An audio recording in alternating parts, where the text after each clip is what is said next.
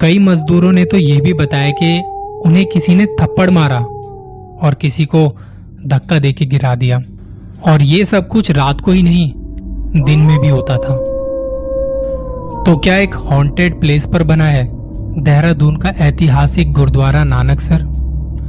उत्तराखंड के देहरादून जनपद के रायपुर क्षेत्र में स्थित गुरुद्वारा नानकसर एक विशाल और खूबसूरत सिख समुदाय का धार्मिक स्थल है, जो सन 1973 में संत बाबा गुरुदेव सिंह जी द्वारा निर्मित करवाया गया था।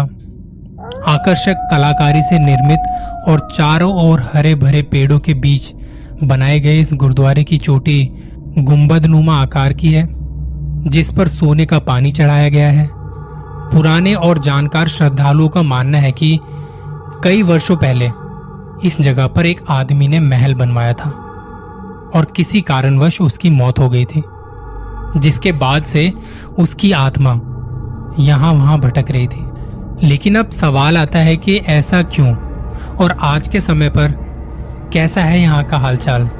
क्या इस गुरुद्वारे में आज भी हॉन्टिंग्स होती हैं? बहुत सारे लोग जानना चाहते होंगे कि देहरादून में कहां पर है ये गुरुद्वारा। देहरादून के रायपुर के शिवालिक कॉलोनी में गुरुद्वारा नानकसर स्थित है, जो ISBT से करीब 12 किलोमीटर की दूरी पर है। अगर आप ISBT होते हुए जाना चाहते हैं तो 33 मिनट के सफर के बाद आप गुरुद्वारा नानकसर के दर्शन कर सकते हैं। इसके अलावा जॉली ग्रांट एयरपोर्ट से करीब 26 किलोमीटर की दूरी पर है।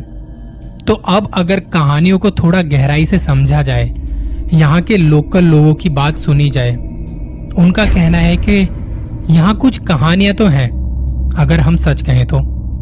जब लोगों से ज्यादा जानने की कोशिश की गई कि किस तरह की कहानियां हैं और क्या क्या हॉन्टिंग्स होती हैं यहाँ पर, तो उन्होंने बताया कि जिस आदमी का महल था यहाँ पर, अब मैंने यहाँ पर उन्हें रोकते हुए कहा कि वो आदमी कौन था। सबसे पहला सवाल था मेरा कि वो आदमी कौन था। तो लोगों के पास इसकी कोई पुख्ता तौर पर कोई भी जानकारी नहीं थी। इसके बारे में उन्हें कुछ नहीं पता था कि महल किसका था, वो आदमी कौन था। फिर उन्होंने बातचीत का सिलसिला आगे बढ़ाते हुए बताया कि जब 1973 में इस गुरुद्वारे का निर्माण करवाया जा रहा था, तब यहाँ जो मजदूर आए थे काम करने, उनके साथ कुछ अजीब घटनाएं होने लगी। कई बार उन्हें काम करते हुए देर रात हो जाया करती थी, तो उनके रहने के लिए यहीं आसपास टेंट लगा के दे दिए गए थे। वो ज्यादातर वहीं सो जाया करते थे, सुबह होते ही काम पर निकल जाया करते थे। तब कई बार रात को उनके साथ ऐसा होता था जैसे कोई उनका नाम पुकार रहा है, उन्हें इस जगह के अंदर बुला रहा हो। वो मजदूर बताते हैं कि उन्हें लगता था कोई आदमी उन्हें यहाँ से जाने के लिए कह रहा हो, मना कर रहा हो कि यहाँ किसी भी इमारत का निर्माण नहीं करना है। कई मजदूरों ने तो ये भी बताया कि उन्हें किसी ने थप्पड़ मारा और किसी को धक्का देके गिरा दिया, और ये सब कुछ रात को ही नहीं, दिन में भी होता था। ऐसी घटनाएं दिन के समय में भी सामने आ रही थी। इस बात से मजदूर बहुत ज्यादा डरे हुए थे। कुछ ने काम करने से मना कर दिया, वापस चले गए।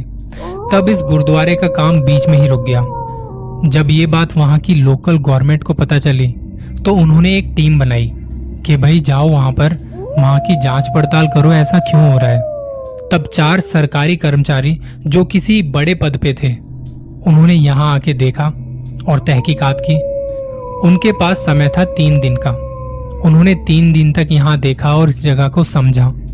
चारों ने अपनी रिपोर्ट बनाई, जिसमें बताया गया कि वहां कुछ अजीब और नेगेटिव फील होता है, घुटन सी महसूस होती है। जब इन चारों अफसरों की रिपोर्ट वहां की लोकल गवर्नमेंट को सौंपी गई, तब एक और इन्वेस्टिगेशन टीम को यहाँ पे बुलाया गया, और जिस दिन वो आए, उन्होंने अपनी मशीनें वगैरह लगाई ये देखने के लिए कि यहाँ पे चल क्या रहा है। तो उनकी अच्छी खासी मशीनें जो इस वक्त तक ठीक थी, उन्होंने पहले से चेक कर लिया था, वो अचानक से बंद हो गई, और एक में तो बिजली के करंट का धमाका भी हो गया, जिसकी वजह से उस टीम के किसी एक आदमी को चोट भी आई। उन्होंने फौरन अपनी रिपोर्ट बनाई और यहाँ से निकल गए। जब वो जाने लगे तो एक और आदमी जो उसी टीम का था, वो कहीं खो गया किसी को पता नहीं वो कहाँ चला गया था। सबने उसे ढूंढने की बहुत कोशिश की, लेकिन वो नहीं मिला। शाम को वो खुद आता है और जब बाकी लोग उससे पूछते हैं कि तू कहाँ चला गया था, तो उसने जो बताया, उसके बाद से सभी ने इस जगह को छोड़ देने का तुरंत फैसला कर लिया था। उसने बताया कि जब वो यहाँ पे चीजों को देखने की, जांचने की कोशिश कर रहा था, तो उनके ही टीम के किसी एक साथी ने उसे आवाज देकर बुलाया।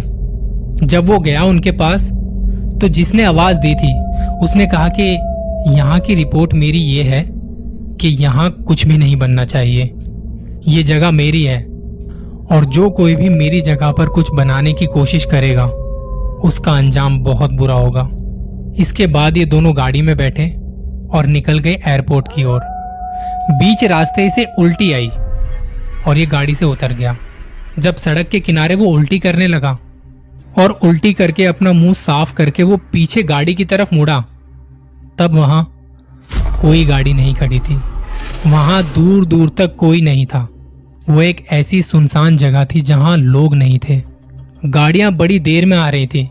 फिर बड़ी मुश्किल से एक ट्रक वाले को मैंने हाथ देके रुकवाया, अपने बारे में बताया, तो उसने शाम होते होते मुझे यहाँ छोड़ दिया। जब सरकार को ये सारी रिपोर्ट सौंपी गई, तो ये इमारत जो बनाई जा रही थी उसका काम ठंडे बस्ते में चला गया। काफी टाइम तक इसके बारे में कोई बात नहीं हुई। ना लोग यहाँ आते थे ना जाते थे। फिर एक दिन यहाँ पर आए संत बाबा ईश्वर सिंह जी। उन्होंने इस जगह को देखा और उनके मन में आया कि गुरुद्वारे का काम पूरा होते होते रुक सा गया है, जो कि अच्छी बात नहीं है। उन्होंने कुछ स्थानीय लोगों से बात की, लोगों से मदद मांगनी चाहिए, जिसके लिए लोग तैयार हुए। यहाँ कुछ पूजा पाठ किए गए और जब लगा कि इस जगह पर अब शांति है, अब कोई हॉन्टिंग्स की खबर नहीं आई कई दिनों तक, तब दोबारा से इस गुरुद्वारे का काम शुरू हुआ। बताया जाता है कि संत बाबा ईश्वर सिंह ने उसकी आत्मा को मुक्ति दिलाई थी, जिसके बाद उसी भूमि पर यह गुरुद्वारा बनाया गया था।